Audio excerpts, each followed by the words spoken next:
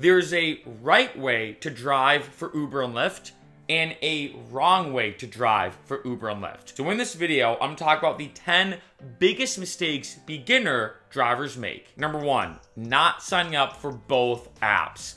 Just do it. I've mentioned this in so many videos, and I still get comments, messages of people saying, Mark, is it really worth it to sign up for Lyft? Is it really worth it to sign up for Uber? 100% yes. Each app has different bonus structures. In addition, each app can change over time. I've mentioned this as well in other videos, that when I first started driving, I started driving for Lyft. And I was like, I don't need Uber, Lyft is fine. Then I was like, you know what, I might as well sign up for Uber. And I realized, wait a minute, Uber is paying more. So I stuck with Uber. Then I checked Lyft again. Turns out it went back and forth, where then Lyft, after a certain period of time, was now paying more than Uber. It can go back and forth, and remember, it is completely free to sign up with both apps. And in addition, there's no quota. You don't have to worry about signing up with Uber and being like, shoot, I have to do 10 rides a month or else my account gets deactivated. Not the case whatsoever. Just make sure you sign up with both apps. Number 2, not checking both apps. So I was thinking about putting this as the same one, but I wanted to put it in its own category because too many people will actually sign up for both apps, which is great. And I've talked to so many drivers and I'm like, hey, you're driving for Lyft, what about Uber? And they're like, well, I signed up for Uber, but I haven't really checked it in 6 months. Lyft is fine. I promise you, I suggest checking both apps at least once a week. I'm not even joking, because as we all know, there's always random bonuses and incentives that pop up. And if you miss out on those promotions, you're missing out on potentially a lot of money. My brother actually just started driving for Lyft in Denver, and he told me about one promotion that Lyft was doing randomly one day that said, hey, for every 3 rides you do, we're gonna give you an extra $17. That's almost an extra $6 per ride that you're doing. However, if you were only driving for Uber and you never really checked Lyft, or if you didn't have those notifications enabled, you would never know about that promotion, and vice versa. Sometimes Uber has some amazing promotions in your area. Make sure you check each app as much as possible. Sometimes even on a Friday night, I've gone back and forth where I'm like, okay, Lyft seems to be paying a lot, but now it's not. Lyft seems kind of dead. There's no surges, no bonuses. I'll check Uber. Uber has a ton of surges, a ton of stuff going on. Boom, I drive for Uber. So even on the same night, you can go back and forth. This is one of the best ways to make a lot of money. Number 3, not having rideshare insurance. Just get it, because back in the day, ride sharing was so new that, let's say if something did happen, I feel like your insurance would still cover it. They should be like, okay, we don't know exactly what happened. This ride sharing thing is kind of new. We'll try to help you out where we can. However, now ride sharing insurance is super popular and super common. Meaning, if you want to be honest, I feel like insurance companies have more of an excuse now to say, hey, you got into an accident, but we didn't know you're driving for Uber and Lyft. We're not going to cover you. We have rideshare insurance, but it's not on your policy. You didn't tell us. We're not going to cover you. And I hate to say it, they could probably argue that, and pretty legitimately as well. The last thing you want to be in is an odd situation because something happened. You contact your insurance and they're now not going to cover you. Just get rideshare insurance. It's super important. Number 4, not having a phone mount. Now I know some of these are a bit captain obvious, but I have to mention them because even still to this day, I still get in so many Ubers or Lyfts, sometimes even between 20 and 30% of them, where the person is doing this kind of head bob motion by having their phone kind of down here, and they're kind of like doing this as they're looking at the GPS and the Uber or Lyft app and trying to control the radio or whatever. Just get a phone mount. You can get one at the dollar store for, as you can imagine, $1, or just go on Amazon if you want to get a more high-tech one, or one that has a bit more features. You just attach it to your windshield or your dashboard or whatever.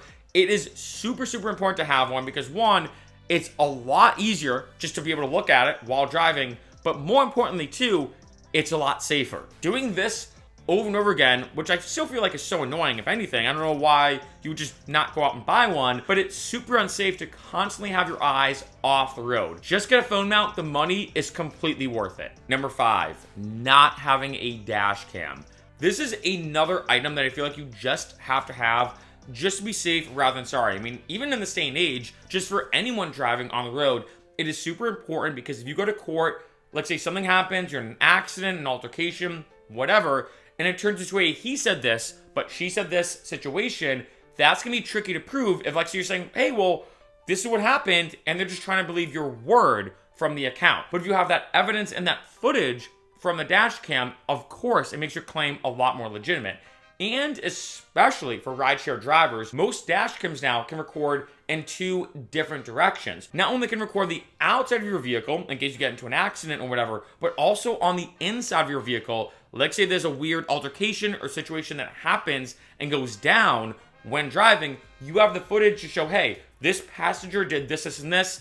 I have the footage to show you. And when it comes to a dash cam, it's very similar to insurance.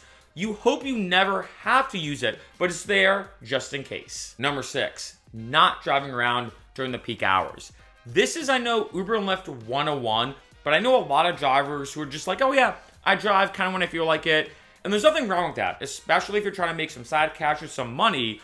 But if you're trying to make the big bucks and trying to make the most amount of money you can, morning and evening commutes, so about 7 to 9 a.m., 5 to 7 p.m., this does vary area to area. And of course, Friday and Saturday nights are the best way to make a lot of money. Because compared to other jobs, you're not going to be really doing anything different. It's just that you're working the same way, you can be driving the same way, yet you can be making more money. Why not do that? Especially on the Lyft app and on the Uber app as well. They will show you, hey, these are the peak hours in your area. Look at that. Do some research, because this is a great way to make a lot of money. Number 7 is not testing. Now, this kind of goes along with the peak hours, but this is different area to area. My biggest suggestion for a lot of drivers is when you drive, try to notice, okay, when am I making the most amount of money? When am I making the least amount of money?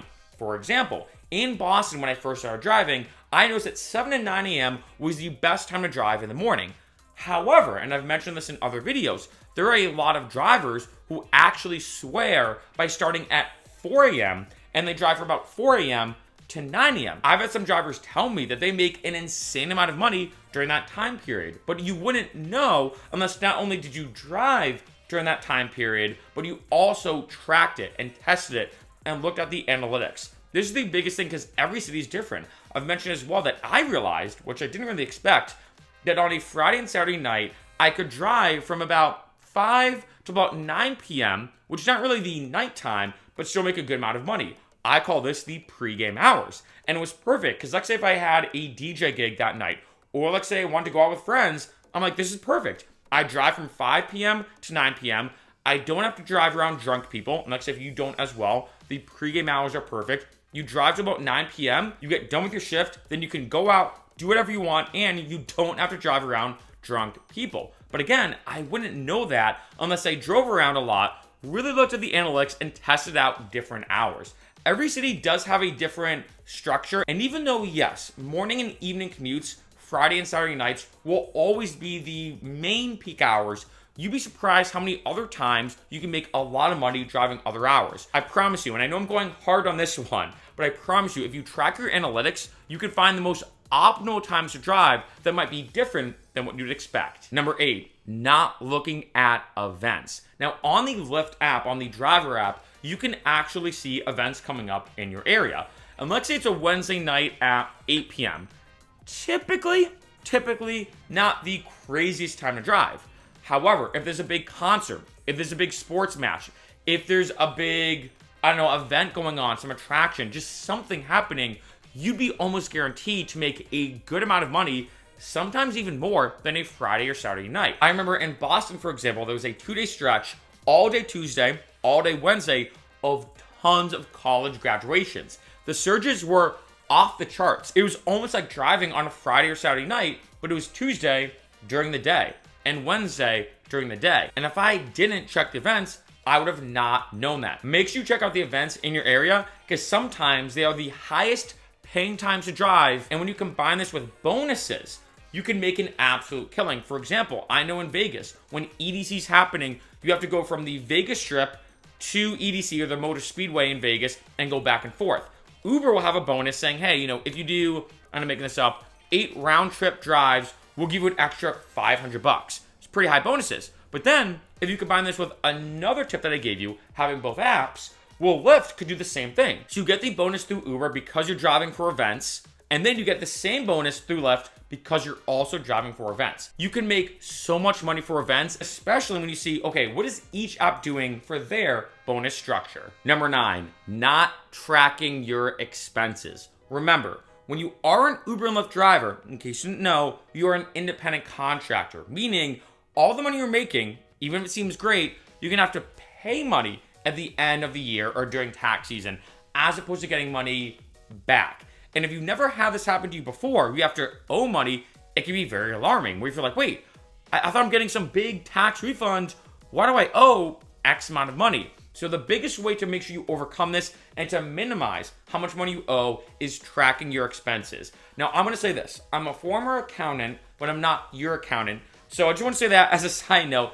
My best advice overall is this. Any single time you buy something that is in the ordinary and necessary course of Uber and Lyft, or to word it simply, any single time you buy something that's related to Uber and Lyft, you can more likely than not write that off. So the phone mount and dash cam you buy, those are write-offs. The maintenance on your car, the miles that you drive, or the gas you spend, you can usually do one or the other. If, let's say, you get a car wash, which I highly suggest you do if your car is dirty, all of these different things that relate to Uber and Lyft and you just being a rideshare driver are write-offs. Another pro tip I'm gonna give on top of this, kind of doing like 2 pro tips in one, is hire a tax accountant. Now, if you do Uber and Lyft once in a while, that's one thing.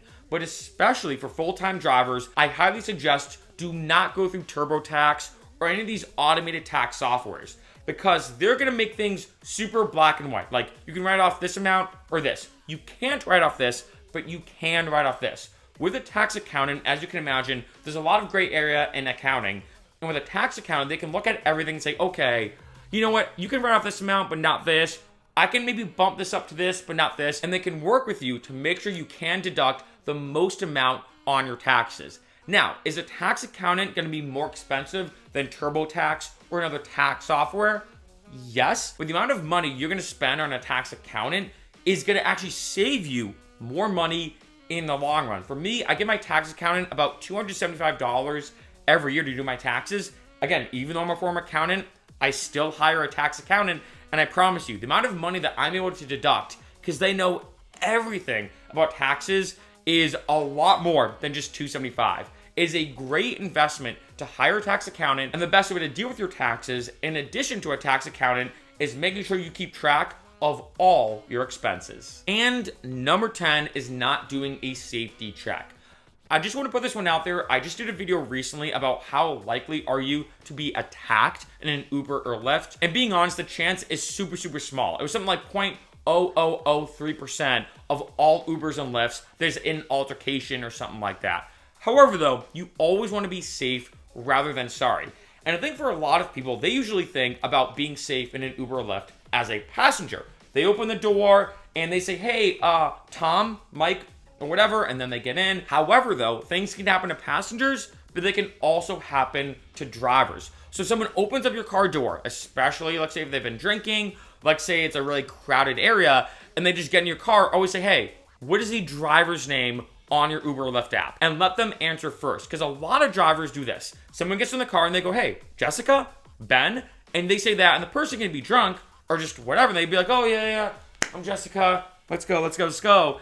And now you actually picked up the wrong person, or, you never know. So my best suggestion for all drivers out there is always say, hey, what driver are you here to see? What is my name? Wait for the person to be like, Mark? And I'm like, yep, I'm Mark. Let's go. That way you know you're picking up the right person and you're safe as possible. And now, big bonus mistake, number 1, that a lot of drivers make, not having your car be clean. Now, I know, this is one that probably when it comes to a lot of YouTube videos, you might just skip over. A lot of people will watch this and be like, oh yeah, I know my car has to be clean, and skip over this part. But are you sure your car is actually clean? Because remember, and I said this before, I think a couple of days ago, when someone pulls up, and like I say, they go, and you go to pick them up, the first impression they're getting when they see your car pull up is the outside of your car. Even if you have a McLaren or a ridiculously expensive car, which would be funny to get an Uber Lyft in McLaren, but if you do have an expensive car, it's super nice on the inside, you're wearing a full-on suit and everything, but it's super dirty on the outside, that's your first impression.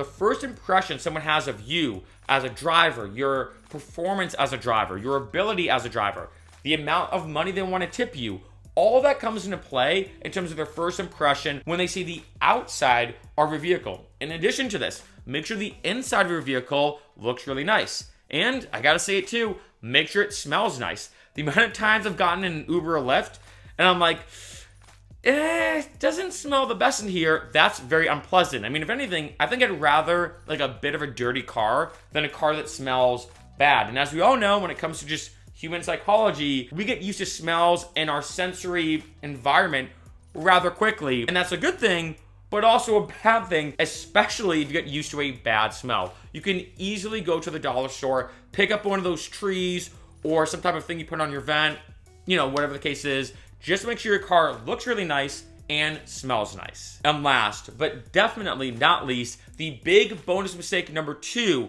beginner drivers make is not checking the bonus structure. Now, unfortunately, you may be past this already, but if you're not, make sure you check out the bonus structure terms. When I first signed up in Boston for both Uber and Lyft, guess what my bonus was? Just guess. 0. I made nothing when it comes to the bonus structure. However, I had friends who literally made, and I'm not exaggerating, $1,000 signing up for Uber or Lyft, or actually in some cases, both. That is a ridiculous bonus. Now, every bonus in terms of the sign-on bonus does have a couple different terms. One, you have to use someone else's code. You can either use my codes in the description. I'm not just saying that, so use my codes. You can use your friend's code. Even just Google online, Uber sign-up code, and use one of those. That's typically the first thing. The second thing is when you look at Uber and Lyft, they will have some type of bonus structure, and it's usually some type of time constraint. For example, they may say you have to do 100 rides in 30 days. You have to do 50 rides in your first 2 weeks. I don't know. It changes from time to time. And this is also different area to area, so keep that in mind. But overall, make sure you look at that, because let's say it says, hey, you have to do 80 rides in the first month. That might sound like a lot, and in case you're curious, I'd say you do typically between 1 and 3 rides an hour, so on average, 2 rides an hour. So you're looking about 40 hours of driving in that month, but the bonus may be a $750 bonus. That means you can drive for 40 hours, make all that money, and then on top of that, you now got an extra $750. Again, you may be past this, you may not be, but I think one big thing a lot of beginner drivers don't know or don't think about is it's not just enough to sign up for Uber and Lyft. You also have to do a certain amount of rides or basically fit these requirements to get that bonus.